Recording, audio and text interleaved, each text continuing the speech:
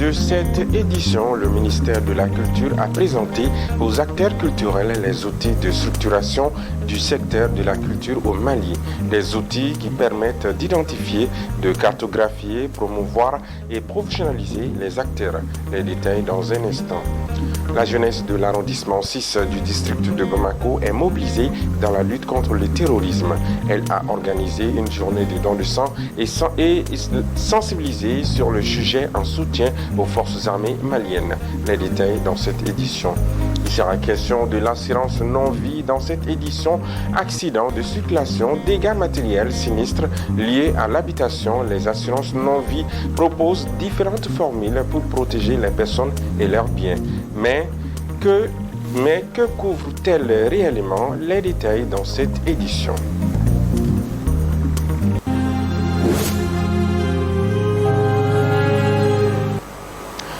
Bienvenue à tous aux informations sur Nouveau Télé, la télé totalement vôtre. Le ministère de l'Artisanat, de la Culture, de l'Industrie hôtelière et du Tourisme a présenté ce samedi 22 août 2026 les outils de structuration du secteur de la culture au Mali. Selon les organisateurs, ces outils constituent des bases de données destinées à identifier, cartographier, promouvoir et professionnaliser les acteurs, les organisations, les infrastructures et les manifestations relevant de la chaîne de valeur des industries culturelles. La cérémonie s'est tenue au Centre international de conférence de Bamako. Compte rendu, Amadou Diarra, Zakaria Oumar Keïta. Du 9 au 11 janvier 2025, le ministère de l'Artisanat, de la Culture, de l'Industrie hôtelière et du Tourisme a organisé les États généraux de la culture. Ces assises ont abouti à l'adoption de 89 recommandations, parmi lesquelles figure la nécessité de renforcer la structuration, la professionnalisation et l'encadrement des secteurs de la culture. C'est dans cette perspective que le département a élaboré des outils référentiels de structuration et de professionnalisation du secteur de la culture au Mali, servant de base de données structurées pour identifier, cartographier, promouvoir et professionnaliser les acteurs, organisations, infrastructures et manifestations relevant de la chaîne de valeur des industries culturelles. La méthodologie proposée repose sur une démarche participative et structurée, articulée autour des principales étapes suivantes. Préparation des fiches de collecte d'informations, renseignement des fiches par des directions régionales de la culture et les acteurs culturels, compilation des fiches et reçus dans 3 types de documentation, renvoi des documents compilés au DRC pour ajout ou observations, intégrer des ajouts et observations des DRC, envoi des 3 projets de répertoire aux fêtières pour ajout et observations, intégration des observations et ajout des fêtières, validation des documents par les fêtières, derrière correction et relecture, présentation des différents outils aux parties prenantes. Selon le ministre, cette initiative s'inscrit dans le cadre du programme Mali Dinkwa 2025-2027 qui est en lien avec les États généraux de la culture. Ces outils-là vont permettre non seulement à donner de la visibilité, à mieux organiser, à planifier l'action publique, à orienter les mécanismes d'accompagnement, parce que pour accompagner, pour savoir où commencer, quelle quantité, quel niveau, il faut savoir qu'est-ce qu'on a dans nos territoires, qui fait quoi, comment, et ceci permettra de mieux coordonner les manifestations dans nos territoires. Du coup, ça va donner de la visibilité. Et cette visibilité renforcée va contribuer au rayonnement de nos territoires et leur développement. C'est un travail qui se développe au fur et à mesure. Donc c'est sûr que tout le monde n'est pas là-dessus, mais tous les acteurs, les manifestations culturelles sont invités à s'inscrire. On peut s'auto-inscrire là-dessus, mais sinon, de contacter, de passer à la Direction nationale de l'action culture, de la culture, pour vraiment y figurer sur ce répertoire-là. L'événement a été marqué par la présentation des outils de structuration ainsi que des prestations artistiques. À l'occasion de la Journée mondiale de l'hépatite, l'association Global Santé et Solidarité AGSS Mali et la Société malienne des maladies de l'appareil digestif, en collaboration avec le Fonds de solidarité de la presse et la Maison de la presse, ont organisé ce samedi 22 août une journée de dépistage gratuit des hépatites B et C. L'initiative vise à sensibiliser et à protéger les professionnels des médias ainsi que leurs familles contre ces pathologies. Le compte-rendu est signé Gabriel Keita, Zié Biramakone. La santé constitue notre première richesse et la prévention demeure l'un des moyens les plus efficaces de la préserver.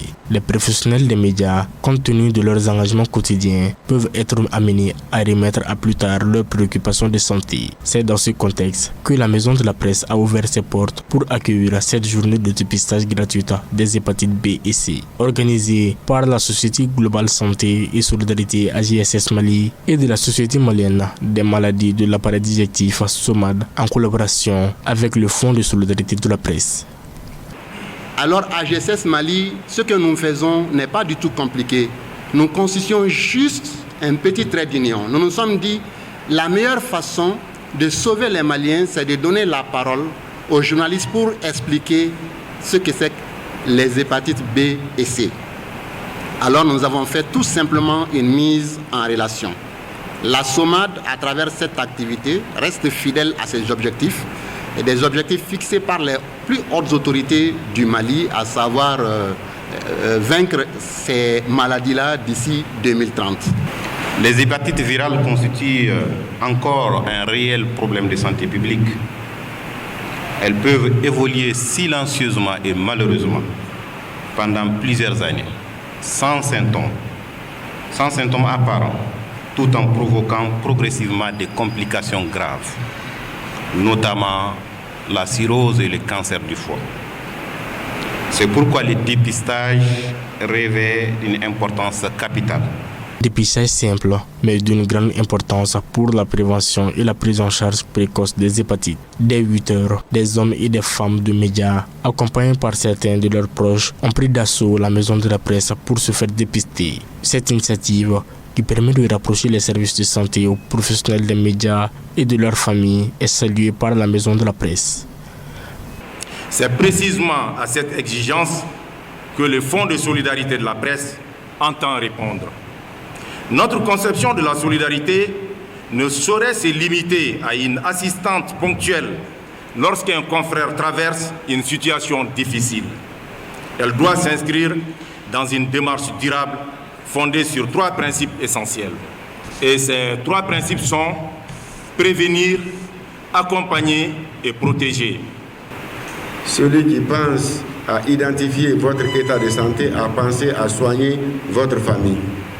Au nom de l'ensemble des acteurs de la presse, nous vous remercions et nous souhaitons que cela sera une première et que d'autres collaborations entre les différentes structures intervenant dans le domaine du bien-être de la société et des journalistes en particulier vont avoir lieu. À la cérémonie, le représentant du ministère de la Communication a, pour sa part, salué cette initiative et félicité les organisateurs pour cette action de sensibilisation et de prévention en faveur des professionnels des médias. Pourtant, prendre soin de celles et de ceux qui informent la nation, c'est aussi contribuer à renforcer notre système médiatique. Une presse forte a besoin de journalistes, de techniciens, de producteurs, d'animateurs et de personnel administratif en bonne santé. Les hépatites B et C peuvent évoluer pendant longtemps, sans signes apparents, et entraîner de graves complications lorsqu'elles ne sont pas détectées et prises en charge. Le dépistage constitue donc un acte de responsabilité envers soi-même, mais également envers sa famille et son entourage. Se dépister ne doit inspirer ni crainte, ni honte. C'est choisir de connaître son état de santé afin de pouvoir bénéficier, lorsque cela est nécessaire, des conseils et de l'accompagnement approprié des professionnels de santé. Toute personne dépistée doit naturellement être accueillie dans la dignité, le respect et la confidentialité. Cette journée, les organisateurs invitent donc les professionnels des médias et leurs familles à accorder une attention particulière à leur santé. Car face aux hépatites B et C, la prévention, le dépistage précoce et la prise en charge peuvent faire toute la différence. La confiance n'exclut pas le contrôle. Faites-vous dépister, protégez votre santé et celle de votre famille, Jeunesse et lutte contre le terrorisme, l'arrondissement 6 mobilisé aux côtés des femmes. En marge de la Semaine nationale de la jeunesse, le Conseil communal de la jeunesse de la commune 6 de Bamako a organisé une journée de don de sang en hommage aux forces armées maliennes FAMA, couplée à une conférence débat sur le thème « La jeunesse face au terrorisme ». L'événement a mobilisé autorités communales, militaires et jeunes autour d'un objectif commun. Soutenir l'armée et dissuader les jeunes de céder aux sirènes de l'extrémisme violent. Le compte-rendu est signé Sidiki Touré, Oumar Koïta. Un élan de solidarité et de citoyenneté a marqué les activités de la Semaine nationale de la jeunesse en commune 6 du district de Bamako. À l'initiative du Conseil communal de la jeunesse, les jeunes, les femmes et les autorités se sont fortement mobilisées pour apporter leur soutien aux forces armées maliennes FAMA à travers 2 actions concrètes, une collecte de sang et un cadre de réflexion stratégique. Aujourd'hui, cette initiative de cette conférence, c'est pour sensibiliser, informer nos camarades, surtout la jeunesse de la commune 6. Vous voyez, la dernière attaque, c'est tout récemment, c'était en commune 6. Donc nous, on a pris cette initiative pour au moins sensibiliser, dire à nos camarades vraiment que de ne pas aller s'enrôler dans le terrorisme. Et que le terrorisme, comme les conférenciers l'ont si bien dit, c'est juste une situation créée par les grandes puissances pour nous tromper, sinon le terrorisme en tant que tel n'existe pas. Derrière chaque militaire, il a une famille, des proches et surtout un citoyen malien qui mérite notre soutien et notre solidarité. À travers cette cérémonie, nous voulons donc dire nous sommes à côté et nous ne sommes pas indifférents de vos sacrifices. Je voudrais saluer particulièrement la CNJ du Commune 6 pour cette belle initiative. Elle démontre que notre jeunesse n'est pas seulement porteuse d'espoir pour l'avenir, mais qu'elle est également capable de se mobiliser aujourd'hui pour des causes importantes. Au cœur des échanges, la prévention de la radicalisation et les mécanismes de lutte contre le terrorisme. Les intervenants ont insisté sur la nécessité de sensibiliser la jeunesse afin d'éviter qu'elle ne devienne une cible pour les groupes armés terroristes. Des conseils pratiques et un appel à la vigilance ont été lancés pour dissuader tout enrôlement au service du mal. Une jeunesse engagée est responsable au service de la nation. Aujourd'hui, vous avez choisi de faire du don de sang un acte de solidarité au bénéfice de nos forces de défense et de sécurité. Nos forces de défense et de sécurité sont engagées chaque jour pour défendre notre pays en donnant aujourd'hui votre sang pour leur témoigner votre solidarité et votre reconnaissance. Un message fort que la jeunesse adresse à ceux qui se battent pour la sécurité et la souveraineté de notre nation. Cette activité revêt également une dimension particulière qu'elle s'inscrit dans un hommage à nos soldats tombés sur le champ de l'honneur. Une nation qui se souvient de ses héros est une nation qui prépare son avenir. En unissant le don de soi à la prise de conscience collective, la jeunesse de la commune 6 prouve qu'elle ne compte pas rester spectatrice face aux défis sécuritaires du pays. Changeons de registre à présent. Dans le cadre de la campagne nationale de reboisement, la coordination des associations et ONG féminines CAFO de Banakabougou a organisé ce samedi 22 août 2026 une journée de reboisement dans l'espace vert et à l'école fondamentale de Banakabougou. La cérémonie était placée sous le parrainage de Maître Demba Traoré en présence des autorités coutumières et administratives de la commune 6 et de la représentante de la coordination nationale de la CAFO, Célie Ouana. Compte rendu, Mamadou Diakiti. Dans le cadre du soutien aux initiatives de lutte contre la désertification des autorités, la CAFO de Banakabougou a organisé cette journée de reboisement dans son quartier. Le parrain de l'événement, Maître Demba Traoré, a ouvert la série d'interventions en soulignant l'importance du reboisement dans la communauté, tout en saluant la CAFO de Banakabougou pour cette belle initiative. Aujourd'hui, nous venons de planter des arbres. C'est très important pour qui connaît l'importance. l'arbre, ça nourrit sur tous les plans. Non seulement les humains, mais les animaux également.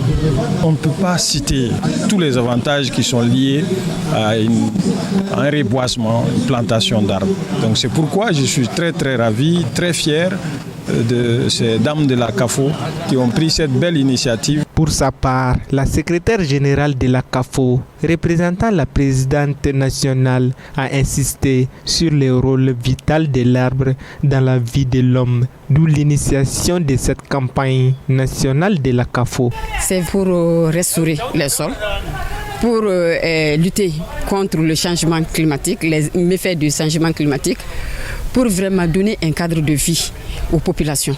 Parce qu'on ressent de plus en plus les chaleurs, la désertification et la déforestation. Dans le temps, il y avait les espaces verts. De plus en plus, les espaces verts se raréfient. Donc, à travers ça, ça serait vraiment un acte citoyen pour amener les gens à renouer vers les anciennes pratiques. Si planter un arbre est un acte patriotique qui contribue à l'amélioration du climat et du cadre de vie, son entretien lui exige de l'engagement et du courage. Parlons à présent des assurances non-vie au Mali, offre et fonctionnement. Accidents de circulation, dégâts matériels, problèmes liés à l'habitation ou encore dépenses sanitaires. Les risques sont nombreux au quotidien. Au Mali, les assurances non-vie proposent de différentes garanties destinées à protéger les personnes et de leurs biens. Mais quels en sommes-nous avec ces offres et comment fonctionnent ces prises en charge en cas de victime? Élément de réponse dans ce reportage signé Bakari M. Sidibé. Dans les rues et les grands axes de Bamako, les usagers sont exposés chaque jour au risque d'accident de la circulation. Pour se prémunir contre les conséquences financières d'un sinistre, l'assurance automobile propose plusieurs niveaux de couverture. Ces formules prennent en charge, selon le contrat, les dommages causés aux véhicules et aux tiers. L'assuré peut aussi souscrire des garanties complémentaires adaptées à ses besoins. Quand on parle de l'assurance automobile, beaucoup de gens voient les véhicules. Au fait, ce n'est pas les véhicules seulement. Au Mali, ici, c'est la RC qui est obligatoire. Responsabilité civile, défense et tout, c'est ce qui est obligatoire au Mali. Mais à part ça, il y a des extensions de garanties. Les extensions de garanties, on peut dire il y a dommages, brûle de glace, il y a vol, il y a personnes transportées. Mais là, on peut dire aussi, ça peut être séparé. On peut parler de tout risque aussi. En tout risque, on peut parler tout risque avec franchise, tout risque sans franchise. L'assurance ne concerne pas que les véhicules. L'assurance habitation protège le logement et certains biens qu'il contient selon les garanties choisies. Incendie, dégâts des eaux ou autres dommages peuvent être aussi couverts sous réserve des clauses inscrites au contrat. Bon, imaginez, vous êtes chez vous, vous avez des trucs valeureux dans votre maison et que la maison après fait, il n'y a pas de couverture. Alors que c'est une maison peut-être qui vous a coûté plus de 200 à 300 millions. En cas d'incendie, ça peut partir, tout peut être calciné. Mais si vous avez l'assurance d'habitation, il suffit seulement que le constat soit fait, l'assurance remplace la maison telle que ça a été dit.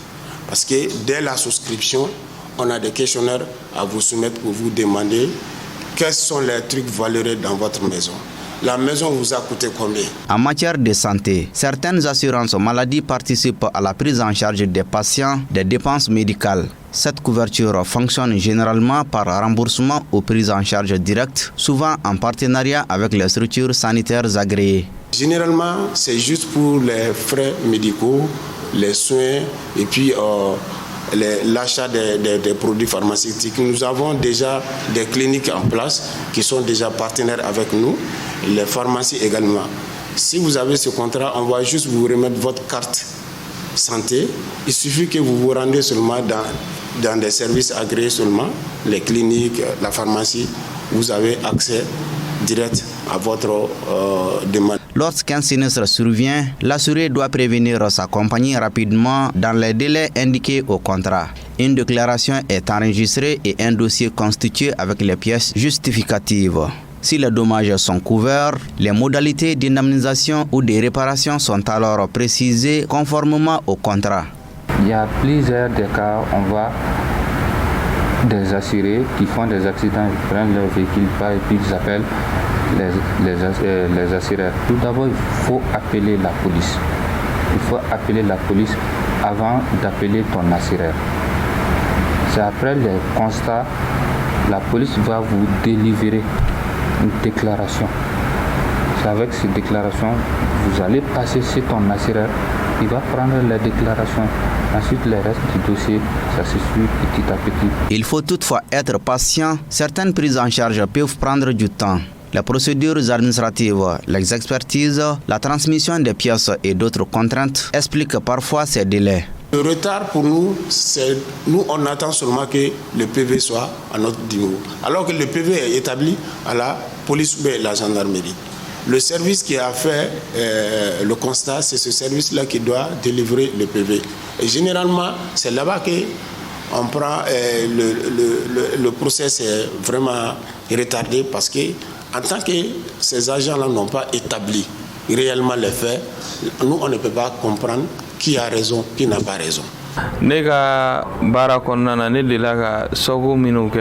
le cadre de mon travail de transporteur, j'ai eu un accident de la circulation. J'ai immédiatement contacté mon assureur pour effectuer les formalités nécessaires afin d'être indemnisé.